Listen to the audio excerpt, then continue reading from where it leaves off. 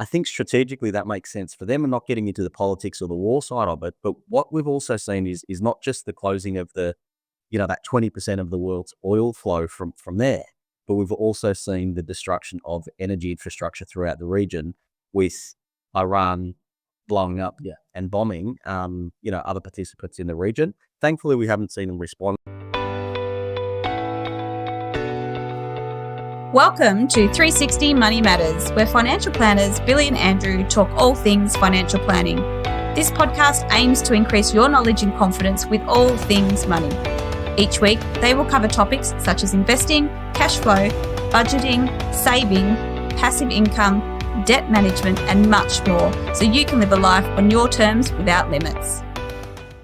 Hello and welcome back to another episode of the 360 Money Matters podcast. I'm Billy and I'm joined by my co-host, Andrew. Bills, here we are back again, back on the podcast. Andrew, we are back again. Favorite time of the week, as always, and talking to our viewers and our listeners today about something that's really timely, really topical. I wish we didn't have to talk about it, but it's a reality. And we went everyone to the petrol gauge. Well, you know what? It's going to impact everybody around the world. It is impacting everybody around the world. Andrew, we're talking to everyone today about what's going on in Iran and the impact that it's going to have and is happening on global markets, our own household budget, our supermarket, petrol prices, you name it. A lot to unpack today. Where do we start?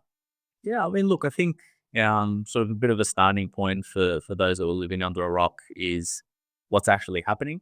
Now, obviously, the US has now engaged in, or the US and Israel has engaged in active conflict in Iran, so it's no longer just tensions. Not going to run through the politics or anything behind it. That's the fun part. Yeah, exactly right. But the key the key sort of escalations happening is that there's attacks on energy and infrastructure assets. But more importantly, it's ultimately not just the threat, but also the chokeholding around the Strait of Hormuz and the impact that that's having. Yeah, so originally when this thing first started to unwind, so this happened, all kicked off late February 2026.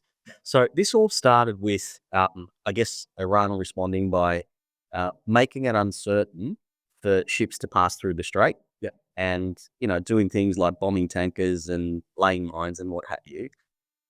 And I think strategically that makes sense for them and not getting into the politics or the war side of it. But what we've also seen is not just the closing of that 20% of the world's oil flow from there, but we've also seen the destruction of energy infrastructure throughout the region with Iran blowing up and bombing, other participants in the region. Thankfully, we haven't seen them respond with any military action. So it's not just the 20% flow of oil, it's also the damage to existing infrastructure as well too. So what that does for a longer term play and longer term consequences is yet to be seen. Let's deal with one issue at a time at the moment. Andrew, oil, I mean, look, it's pretty obvious. We're all learning how important oil is, but let's unpack that a little bit more. What does that mean for us? And that's, I think, for all of those out there that maybe didn't think was that important, we could just move straight to renewable energy. And well, I think that this is kind of the perfect example of why we're not anywhere near that as global economy, is oil represents so much. Mm-hmm. And it's required so many things around the world. I mean, you talk about, firstly, the rise in oil prices. So there's still the same demand, but a restriction in supply where 20% of the world's oil goes through it. So oil has just surged beyond $100 a barrel. Now, as the cost of oil increases, you talk about cost of transportation increasing. Yep. So moving goods all across the world because we are a globalized economy. Cost of production increasing, cost of food increasing, cost of energy increasing. So all of the costs with the backdrop of inflationary pressure that, maybe the rest of the world has just passed through and Australia doesn't seem to have fully passed through, it has a very significant impact to the cost of absolutely everything, whether that's at the grocery, or whether that's at the supermarket when you're buying your groceries, or whether that's, at the petrol gauge when you're filling up your petrol. You're already talking about a point in time where household budgets have been squeezed, and it's just been squeezed even further. Yeah, look, we'll get into interest rates as well too, and the rising cost of everything, because that's going to be an interesting one in terms of where the Reserve Bank goes when they meet next in May.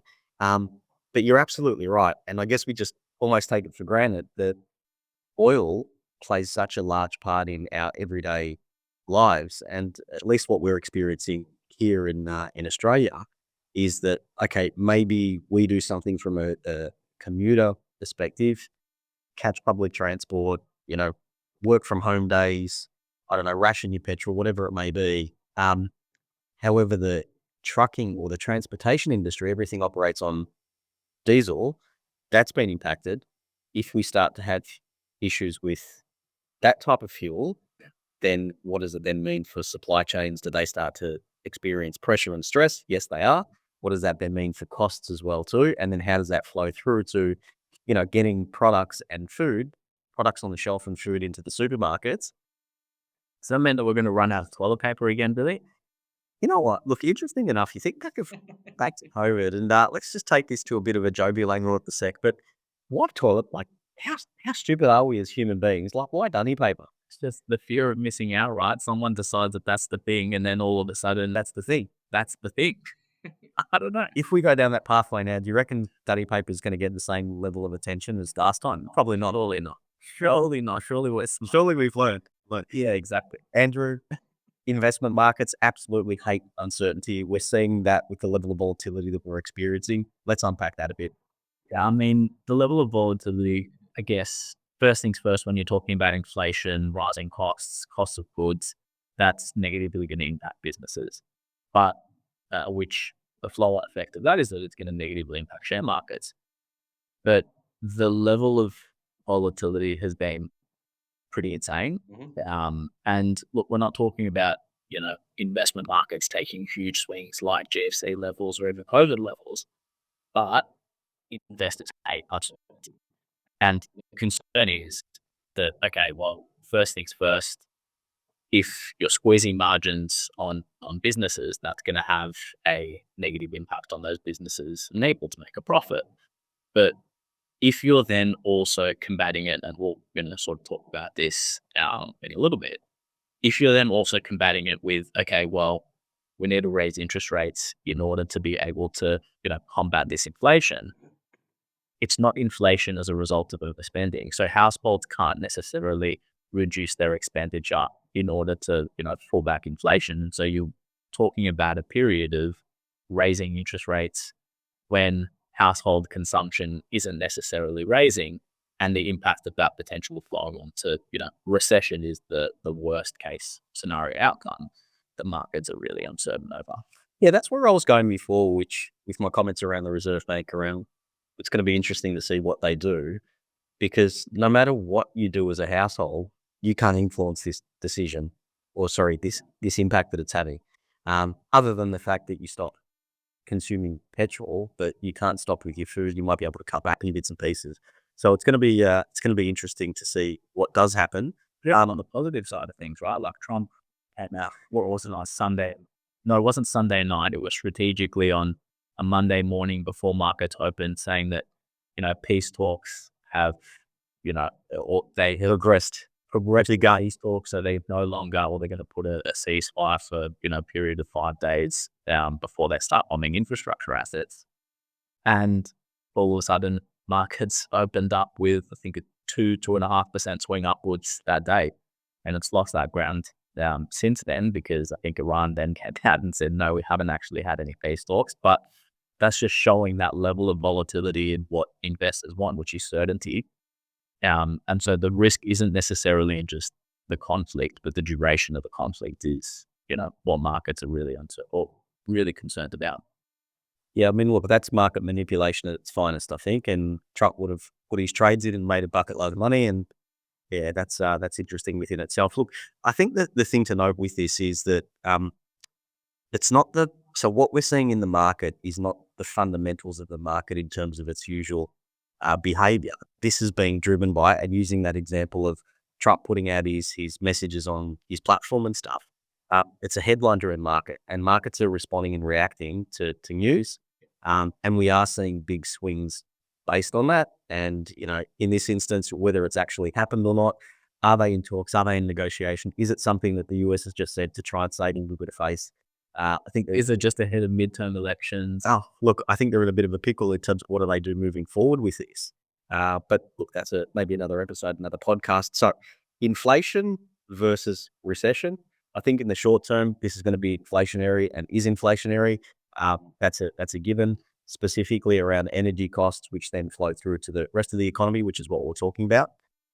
The length of this thing and how long it goes on for and what impact that it does have. And this is critical when you think of, it's not necessarily just, hey, we figure out what's what, we shake hands and the Strait of Hormuz gets opened again and oil starts flowing.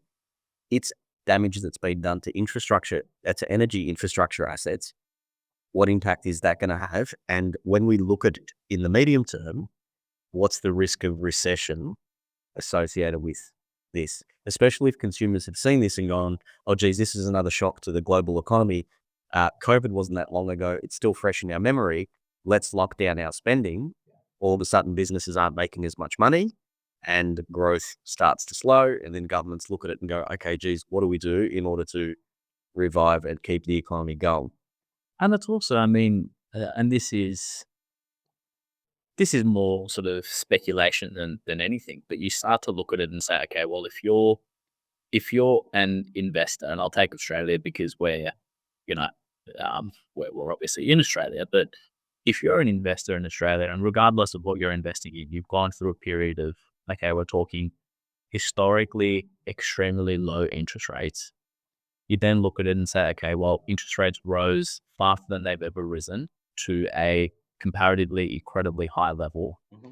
You've then gone through, okay, well, things are starting to return to normal. We're now in a rate cutting cycle, and progressively over time, interest rates will start to come down and things will start to normalize and ease.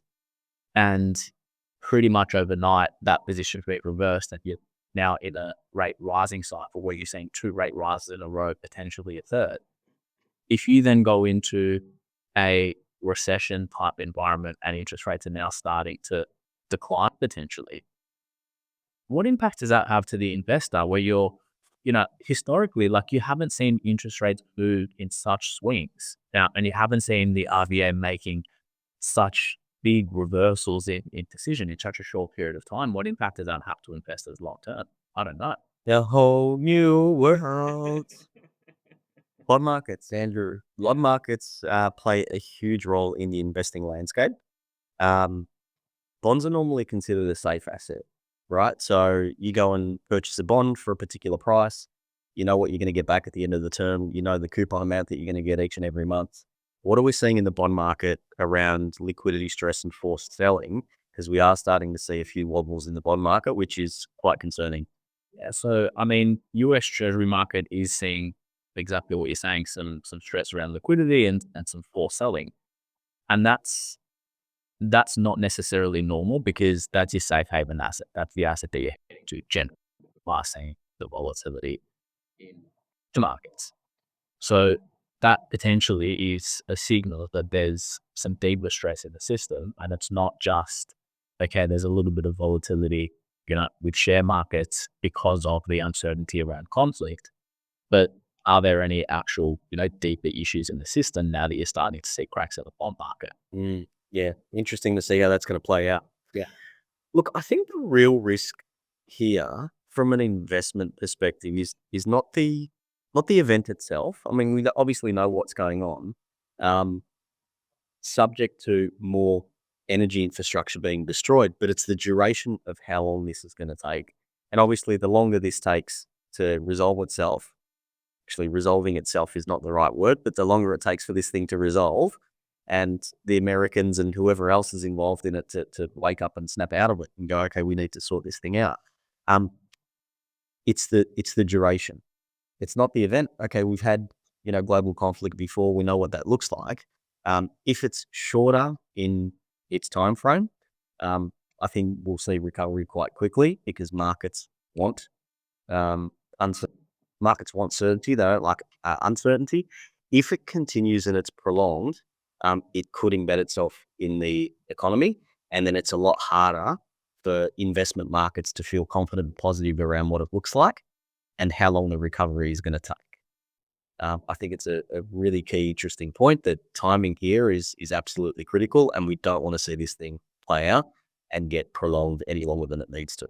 Yeah, and the other thing is, I mean, how long does it take not only to, open the supply of oil back up, but also to build up reserves? So a lot of countries are now starting to dip into their oil reserves.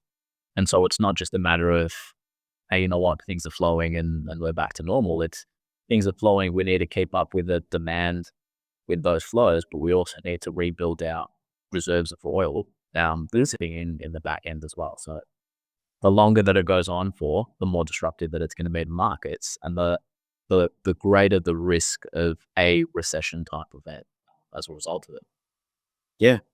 Look, from an advice perspective, we've been having a lot of these conversations with clients, right? Because ultimately, there's always something that you can put your finger on and say, okay, this is an issue. But how do we bring it back to people? What do we talk about? What do we think about?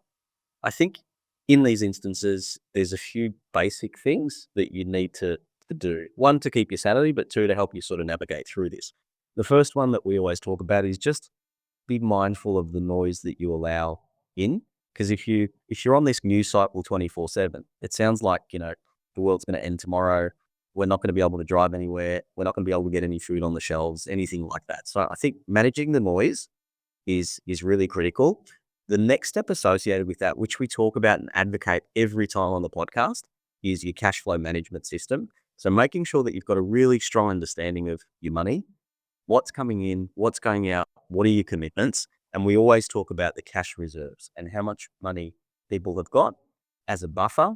And really what we mean by that is that amount of money that you've got, how long will that last if there's a shock to your financial position in your household, whether that's, loss of income, decrease of income, expenses suddenly increase. What does that look like? Because if you've got just those two basic things covered, you feel a lot more comfortable in your own position around how you can navigate through this. And if there's any challenges that come down the pipeline, that you can absorb them because you know that you've got your house in order. From an investment perspective, what do we hear? And then what do we talk to people about? Because this also represents a fantastic opportunity as well. Yeah, exactly right. So the thing that we normally hear in periods like this is this time to sell out? Is this time different? Is it time to pull money out, leave it into cash and essentially take the risk off the table? Normally, that's the worst possible thing that you can be doing. And obviously it comes back to exactly what Billy was talking about. And the first step is make sure that you've got your cash reserves, make sure that you've got your buffers, your debt levels, all of that in place. Because if you're on the line, if you're, cutting it very fine in terms of your cash flow and, your cash reserve buffers, then all of a sudden you might have the intention to stay invested, but one small shock and all of a sudden you're forced to sell. And that's the worst possible thing that you can be doing.